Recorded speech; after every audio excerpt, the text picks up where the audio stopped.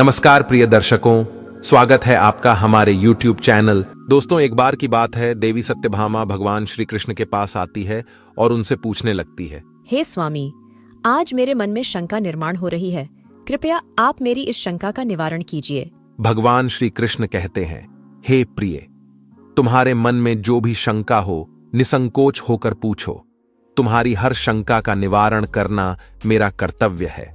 तब देवी सत्यभामा बड़ी ही प्रसन्नता से पूछने लगी। दर्शकों, हम कहानी शुरू करें और आप इस वीडियो में खो जाएं। इससे पहले अगर आप हमारे चैनल पर पहली बार आए हैं तो हमारे YouTube चैनल को सब्सक्राइब करें। प्रिय दर्शकों, अगर आप भी भगवान श्री कृष्ण को सच्चे दिल से मानते हो तो कमेंट में सच्ची श्रद्धा से जय श्री कृष्ण जरूर लिखें। दोस्तों, मैं भक्ति है। हे प्रभु, आपकी हम तीनों पत्नियां पहले आपको भोजन कराती है और फिर भोजन करती है, नित्य आपकी सेवा करती है, आपके चरण दबाती है।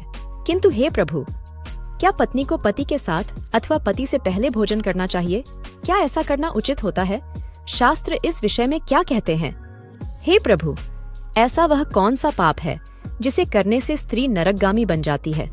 कृपया आप मेरी इस शंका का समाधान कीजिए। भगवान श्री कृष्ण मुस्कुराते हुए कहते हैं, हे सत्यभामा, आज तुमने समस्त मानव जाति के कल्याण के उद्देश्य से बहुत ही महत्वपूर्ण प्रश्न किया है।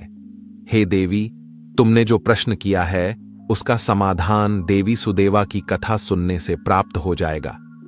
देवी सत्यभामा कहती है, हे प्रभु, ये रानी सुदेवा कौन थी? उनका आचार विचार कैसा था? मेरे मन में उनके विषय में जानने की जिज्ञासा निर्माण हो रही है। श्री कृष्ण कहते हैं, हे सत्यभामा, तुम्हारे आग्रह पर आज मैं तुम्हें रानी सुदेवा की कथा सुनाता हूं। तुम्हारी सभी शंकाओं का समाधान इस प्राचीन कथा में ही है। इस कथा में तुम्हें तुम्हारे सभी प्रश्नों के उत्तर मिल जाएंगे। इसीलिए इस कथा को ध्यानपूर्वक सुनो। जो भी मनुष्य इस कथा को ध्यानपूर्वक सुनता है और इसका प्रचार करता है वह सौभाग्यशाली बनता है। उसे कभी नरक की प्राप्ति नहीं होती है। फिर देवी सत्यभामा कहती है, हे स्वामी, मैं इस कथा को अवश्य ध्यानपूर्वक सुनूंगी। कृपया आप इस कथा को कहिए। भगवान श्री कृष्ण कहते हैं, हे सत्यभामा, फिर सुनो इस कथा को। प्राचीन काल में अयोध्यापुरी में महाराज इक्ष्वाकु राज्य करते थे। वे धर्म का पालन करने वाले, गुणवान, चरित्रवान और अत्यंत कुशल सम्राट थे। उनका विवाह काशी नरेश की पुत्री सुदेवा के साथ हुआ था।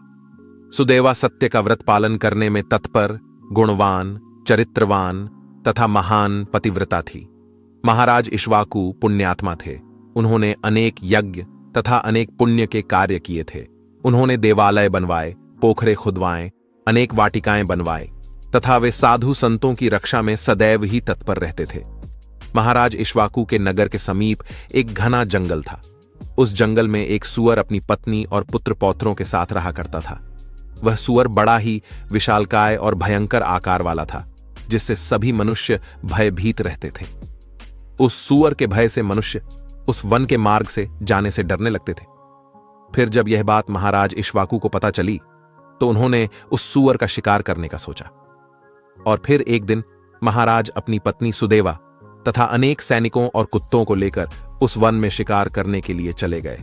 महाराज बड़े पराक्रमी थे। उन्होंने अनेक विशालकाय शेरों का तथा राक्षसों का वध किया था। इसीलिए वे इस भयंकर सूअर से नगरवासियों की रक्षा करने के लिए उस वन में उस सूअर का शिकार करने के लिए आ गए। जब उस भयंकर आकार वाले सूअर ने महाराज को वन की तरफ आता देखा तो वह सूअर अपनी पत्नी से कहने लगा, हे प्रिय, देखो, ये कौशल देश के महान सम्राट इक्ष्वाकु है।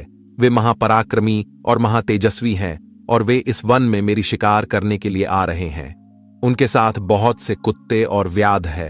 आप ही इनकी रक्षा करते हैं। आपके भीषण रूप को देखकर कोई भी शिकारी हमारी शिकार करने के लिए इस वन में नहीं आता है। अगर आपकी मृत्यु हो जाएगी तो फिर मेरी और हमारे पुत्रों की रक्षा कौन करेगा? आपके बिना हम असहाय हो जाएंगे। पति के बिना मेरा क्या होगा?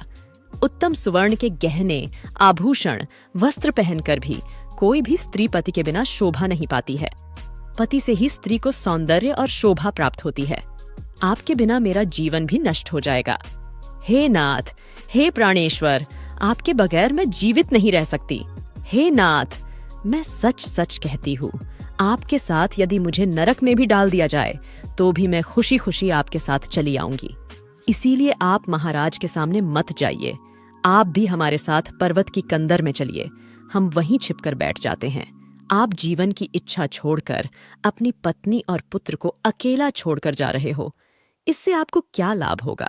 फिर वह सूअर कहता है, हे प्रिय, तुम वीरों के धर्म को नहीं जानती हो, इसीलिए ऐसा कह रही हो। यदि शत्रु वीरों को ललकारता है, युद्ध के लिए निमंत्रण देता है, तो वीर पुरुष को लोभ और भय से कायर की भांति ऐसे छिपकर नहीं भागना चाहिए। ऐसे पुरुष को 1000 युगों के लिए कुंभीपाक नरक में डालकर पकाया जाता है। वीर पुरुष अगर शत्रु का सामना करता है और लड़ते हुए वीर गति को प्राप्त होता है तो उसे मृत्यु के बाद दिव्य लोकों की प्राप्ति होती है। आज महाराज इक्ष्वाकु हमारे पास युद्ध करने के लिए आए हैं। वे हमारे अतिथि हैं और अतिथि का अनादर नहीं करना चाहिए।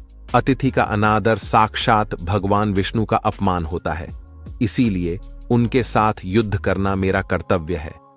फिर वह सूअर की पत्नी बोलती है, हे प्राणनाथ, ठीक है, यदि आप महाराज के साथ युद्ध करना चाहते हैं तो मैं भी आपके साथ रहकर आपका पराक्रम देखूंगी। इतना कहकर उस सूअर की पत्नी ने अपने पुत्रों को बुलाकर कहा, हे पुत्रों, मेरी बात सुनो। आज युद्ध भूमि में अतिथि आए हैं, उनका सत्कार करने के लिए और उनसे युद्ध करने के लिए तुम्हारे पिता जा रहे हैं और उनके साथ मैं भी जा रही हूं। इसीलिए तुम सभी अपने भाइयों को लेकर पर्वत की गुफा में जाकर छिप जाओ। महाराज, इक्ष्वाकु बड़े बलवान हैं, वे इस युद्ध में हमारा संहार कर डालेंगे, इसीलिए तुम लोग यहां से भाग जाओ और अपने प्राण बचाओ। फिर वह सूअर के छोटे छोटे बच्चे बोलने लगे, हे मां, जो पुत्र अपने माता पिता को संकट में छोड़कर भाग जाते हैं वे महापापी होते हैं, उन्हें घोर नरक में डाला जाता है। जो निर्दयी पुत्र अपनी मां का दूध पीकर उसे दुख में छोड़कर भाग जाता है, जो पुत्र अपने बाप को विपत्ति में देखकर छोड़कर चला जाता है, वह कीड़ों से भरे हुए दुर्गंधी युक्त नरक में गिरता है। इसीलिए हे मां, हम लोग आपको छोड़कर नहीं जाएंगे। फिर वह सूअर, उसकी पत्नी और उसके बच्चे सभी युद्ध के लिए तैयार हो जाते हैं और युद्ध भूमि की ओर निकल पड़ते हैं। सभी छोटे छोटे सूअर अपने पिता और माता की चारों ओर से रक्षा करने लगते हैं। उधर महाराज इक्ष्वाकु अपनी सेना के साथ उस स्थान पर आ जाते हैं और अपने सामने खड़े सूअरों को देखकर बड़े बड़े शूरवीर योद्धाओं को सूअरों का शिकार करने के लिए आगे भेजते हैं। वे सभी बलवान शूरवीर योद्धा हाथ में तलवार और भाले लेकर सूअरों पर आक्रमण करने लगते हैं। फिर सूअरों और राजा के सैनिकों के बीच भीषण युद्ध होता है। सभी एक दूसरे पर भीषण प्रहार करने लगते हैं। सूअर अपने दांतों से सैनिकों को मारने लगते हैं तो सैनिक अपने भालों से सूअरों को मारने लगते हैं। इस युद्ध में अनेक सूअर मर खप गए, कितने ही घायल हुए और महाराज के अनेक सिपाही भी मर गए और घायल हुए। अब केवल वह सूअर, उसकी पत्नी और उसके कुछ 5-7 पुत्र ही बचे थे। अपने सभी पुत्रों को मरा हुआ देखकर सूअर की पत्नी भयभीत हो गई और अपने पति से कहने लगी, हे नाथ, मुझे और इन बालकों को लेकर यहां से चलो, नहीं तो हमारा वंश नष्ट हो जाएगा। कृपया हम सभी अपने प्राण बचाकर भाग चलते हैं, नहीं तो महाराज हम सभी को मार डालेंगे। फिर सूअर कहने लगता है, हे प्रिय, 2 शेरों के बीच में एक सूअर पानी पी सकता है, लेकिन 2 सूअरों के बीच में एक शेर पानी नहीं पी सकता। सूअर जाति में ऐसा बल देखा जाता है, इसी कारण से सूअर से सभी भयभीत हो जाते हैं। अगर इस समय पर मैं मृत्यु के भय से भाग जाऊंगा तो मेरे सूअर जाति की प्रसिद्धि नष्ट हो जाएगी। इसीलिए हे प्रिय, तुम हमारे बच्चों को लेकर यहां से चली जाओ और सुखपूर्वक जीवन व्यतीत करो।